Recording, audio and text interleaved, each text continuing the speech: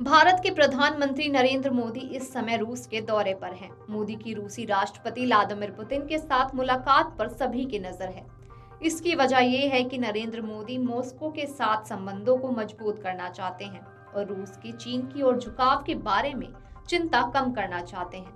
Putin ने सोमवार को मॉस्को के बाहर नोवो ओगारियोवो में अपने आवास पर मोदी का स्वागत किया। यहां दोनों नेताओं के बीच अनौपचारिक मुलाकात हुई। मंगलवार को दोनों नेताओं के बीच औपचारिक बातचीत होगी। नरेंद्र मोदी ने एक्स पर एक पोस्ट में अपनी यात्रा को संबंधों को बेहतर करने का एक शानदार अवसर बताते हुए कहा कि भारत और रूस के बीच मित्रता के संबंधों को और मजबूत करने में एक लंबा रास्ता तय करेगा।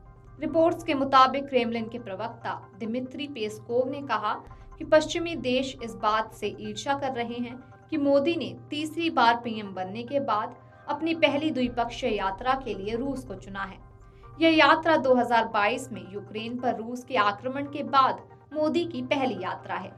रूस ने अमेरिका के दबदबे को चुनौती देने के लिए मॉस्को के नेतृत्व वाले वैश्विक बहुमत के पुतिन के दृष्टिकोण के पीछे भारत जैसे देशों को एकजुट करने की कोशिश की है। हालांकि भारत ने रूस के साथ दशकों पुराने संबंधों को बचाने की कोशिश के बावजूद युद्ध में किसी पक्ष का हिस्सा लेने से परहेज किया है। रूस भारत के संबंध इस समय नई दिल्ली के लिए विशेष रूप से महत्वपूर्ण हो गए हैं। हाल के समय में रूस को अलग थलग करने के लिए लगाए गए पश्चिमी प्रबंधों ने मॉस्को को चीन के करीब ला दिया है। बीजिंग ने मॉस्को को आर्थिक जीवन रेखा प्रदान करते हुए द्विपक्षीय व्यापार को रिकॉर्ड स्तर पर बढ़ाया है। बर्लिन में कॉर्निंग रूस यूरेशिया सेंटर के निदेशक अलेक्जेंडर गबोएव का कहना है कि भारत रूस को पैंतरेबाजी के लिए जगह देना चाहता है। भारत रूस को सभी अवसर देना चाहता है ताकि रूस को पूरी तरह चीन के पाले में जाने से रोका जा सके। भारत चीन के साथ विवादित हिमालयी सीमा पर गतिरोध में भी उलझा हुआ है और रूस की तटस्थता को राष्ट्रीय सुरक्षा के लिए महत्वपूर्ण मानता है। रूस में भारत के पूर्व राजदूत पंकज सरन का कहना है कि चीन सबसे पहली चुनौती है। वे वास्तव में ऐसा कुछ भी करने का जोखिम नहीं उठा सकते जिससे हमारा मित्र दुश्मन बन जाए। कुछ विश्लेषकों का कहना है कि मोदी की यात्रा ने इस तथ्य को स्पष्ट कर दिया है कि भारत पश्चिम के साथ आर्थिक और सैन्य सहयोग पर अपना भविष्य दांव पर लगा रहा है।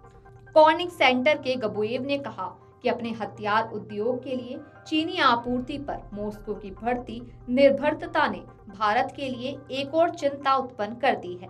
चिंता यह है कि मॉस्को चीन से घटकों की आपूर्ति के बिना हथियार प्रणालियों की सेवा या नए हथियार नहीं बेच सकता है। यूरेशिया ग्रुप कंसल्टेंसी के दक्षिण एशिया प्रमुख प्रमित पाल चौधरी का मानना है कि संबंधों का बड़ा हिस्सा बहुत ही नाजुक आधार पर है और इस पर ध्यान देने की जरूरत है। वीडियो डेस्क अमरउजाला.com। अगर आप ये वीडियो YouTube पर देख रहे हैं तो हमारे चैनल को सब्सक्राइब करें और बेल आइकन को दबाना ना भूलें। अगर आप Facebook पर ये वीडियो देख रहे हैं तो हमारे पेज को लाइक करें।